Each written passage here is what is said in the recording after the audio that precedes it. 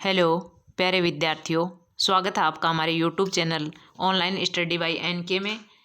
आज मैं आपके लिए लेकर आई हूँ कक्षा 3 पहल हिंदी कार्य पुस्तिका में कार्यपत्रक 71 से लेकर 75 तक। उससे पहले अगर आपने अभी तक चैनल को सब्सक्राइब नहीं किया है तो प्लीज़ सब्सक्राइब ज़रूर करना, ताकि आने वाले नए वीडियो की नोटिफिकेशन आप तक पहुँच सकें और आप देख सकें। अगर आपको हमारा वीडियो अच्छा लगे तो प्लीज़ लाइक ज़रूर करना, अपने दोस्तों के साथ शेयर करना। तो चलो आइए देखते हैं कार्यपत्रक 71 में दक्षता है चित्र को देखकर सरल वाक्य लिख पाना, यानी चित्र को देखकर वाक्य लिखने हैं। पहला प्रश्न है, नीचे दिए गए चित्र को देखकर अपने मन से 2 वाक्य लिखिए। तो इसमें क्या है, देखो ये बच्चा ये इस गाड़ी में बैठा हुआ है और बच्चे ने टोपी पहन रखी है। तो ऐसे ही हम लिख देंगे यहाँ पर, एक बच्चा गाड़ी में बैठा है, बच्चे ने टोपी पहन रखी है। दूसरा प्रश्न है, नीचे दिए गए चित्र को देखकर अपने मन से 2 वाक्य लिखिए। तो देखो यहाँ जंगल का दृश्य दिखाई दे रहा है, जंगली जानवर है, सब इकट्ठे हो रहे हैं यहाँ पर। तो यहाँ हम लिखेंगे ये एक जंगल का दृश्य है, सभी जंगली जानवर मेले में जाने की तैयारी कर रहे हैं, यानी सब इकट्ठे होकर मेले में जाने के लिए मीटिंग कर रहे हैं, तैयारी कर रहे हैं। तो ये हो गया दूसरा प्रश्न। अगला है कार्यपत्रक 72।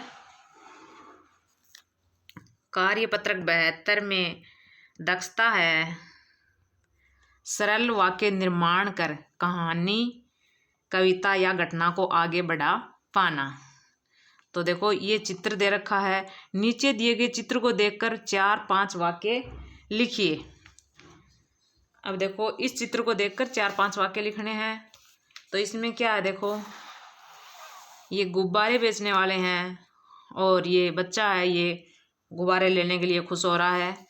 तो यहाँ हम इसको लिखेंगे, ये गुब्बारे बेचने वाले रामू काका हैं, इनके पास रंग बिरंगे गुब्बारे हैं, ये रोज़ाना गुब्बारे बेचने आते हैं, बच्चों को गुब्बारे बहुत पसंद हैं, मोनू गुब्बारे पाकर बहुत खुश है। ये लिख दिए हमने। अगला है दूसरा प्रश्न, नीचे दी गई कहानी को आगे बढ़ाइए। चीनू और रचना अच्छे दोस्त थे, वे हमेशा एक दूसरे की मदद करते थे। एक दिन जब चीनू स्कूल नहीं आया तो रचना उससे मिलने उसके घर गई। उसने देखा कि चीनू को तेज बुखार है, चीनू बुखार से तप रहा है। चीनू की माँ चीनू को डॉक्टर को दिखाकर लाई है, डॉक्टर ने चीनू को बहुत सी दवाइयाँ दी हैं। ये हो गया 2 का प्रश्न। अगला है कार्यपत्रक 73। 73 के कार्यपत्रक में दक्षता है गद्यांश अथवा पद्यांश को पढ़कर उत्तर दे पाना। नीचे लिखी कविता को ध्यान से पढ़कर दिए गए प्रश्नों के उत्तर लिखिए। 3 रंग का अपना झंडा, इसे तिरंगा कहते हैं। इस झंडे के नीचे हिलमिल हम सब बच्चे रहते हैं, मन में खुशी मनाते हैं हम, इसका गाना गाते हैं हम। ये झंडा है तिरंगा। पहला प्रश्न है, कविता में बात की गई है किसकी? झंडे की, ख का। अगला है, झंडे में रंग होते हैं, तो झंडे में 3 रंग होते हैं, ग का सही है। अगला है तीसरा प्रश्न, हमारे झंडे का क्या नाम है? तो हमारे झंडे का नाम है तिरंगा। फिर है 4 का, आपके स्कूल में झंडा कब कब फहराते हैं? तो स्वतंत्रता दिवस यानी 15 अगस्त और गणतंत्र दिवस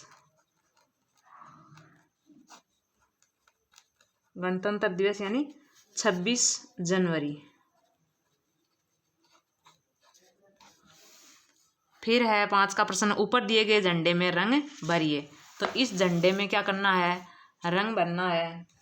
तो इसमें सबसे पहले जो ऊपर का कलर होता है, ये होता है केसरिया रंग।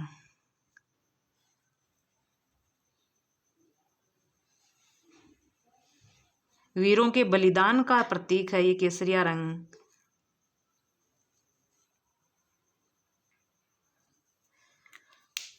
सबसे ये जो बीच का है ये होता है सफ़ेद रंग का, जो शांति का प्रतीक है। और इसमें जो ये अशोक चक्र है इसमें 24 तीलियां होती हैं। ये हमेशा प्रगति करने का प्रतीक है, प्रगति करते रहने की का संदेश देता है हमें। फिर ये जो तीसरा है नीचे का सबसे, ये होता है हरा रंग, हरियाली और खुशहाली का प्रतीक है। इस तरह हमारे झंडे में 3 रंग होते हैं।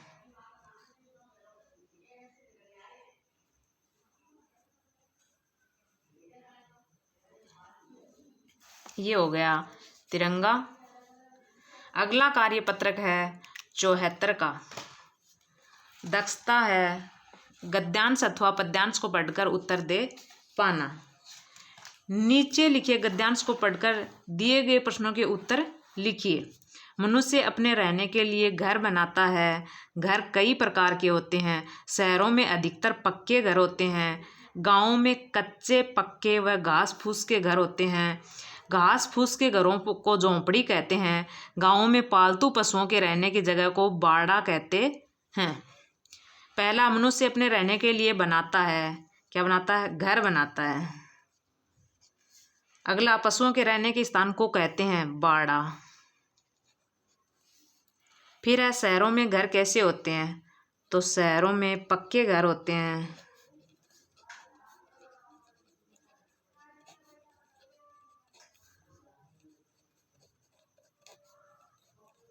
अगला है गांवों में घर कैसे होते हैं? तो गांवों में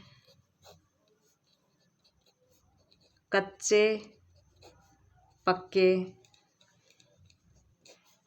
व घास फूस के घर होते हैं। अगला है घर बनाने के लिए क्या क्या सामग्री चाहिए? तो घर बनाने के लिए ईंट, पत्थर,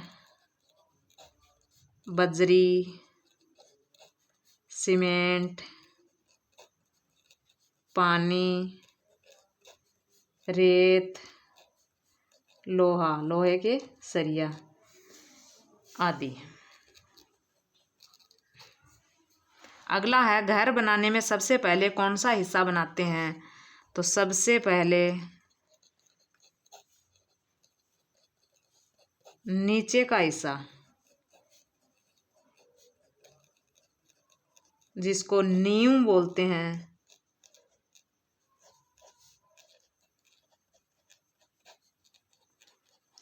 अगला है आपका घर कैसा बना है लिखिए। तो हमारा घर पक्का बना है।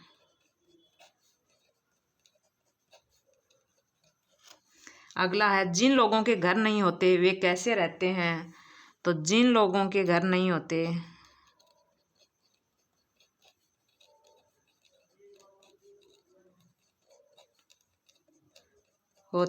वे रेन बसेरा या फिर फुटपाथ पर सोते हैं।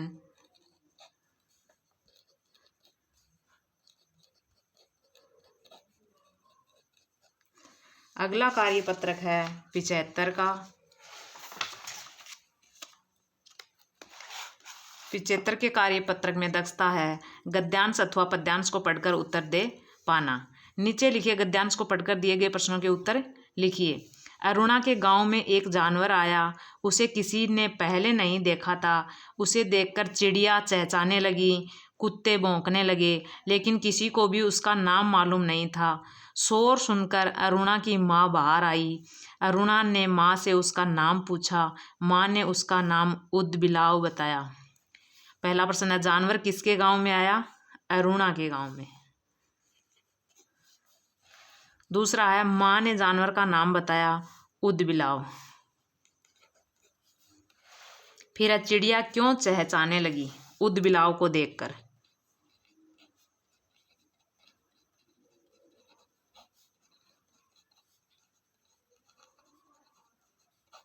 फिर है शोर सुनकर बाहर कौन आया? अरुणा की माँ। फिर आगे है उन दो जानवरों के नाम लिखिए जिनको आपने बहुत कम बार देखा है। तो जैसे शेर, चीता। फिर है अपनी पसंद के जानवर का एक चित्र बनाइए।